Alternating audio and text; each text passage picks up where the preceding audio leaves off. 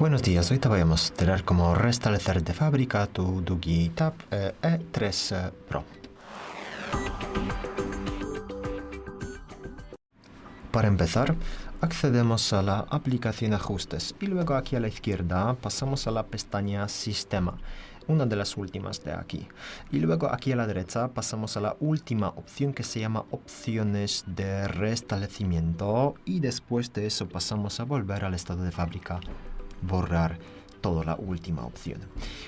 Bueno, después de eso hay que leer el aviso, pulsar borrar todos los datos. Si tienes un PIN patrón o contraseña activado, hay que confirmarlo aquí en este paso y luego confirmar otra vez, pulsar borrar todos los datos. Y ahora esperamos el dispositivo vuelve al estado de fábrica. Eso puede durar unos minutos, entonces esperamos.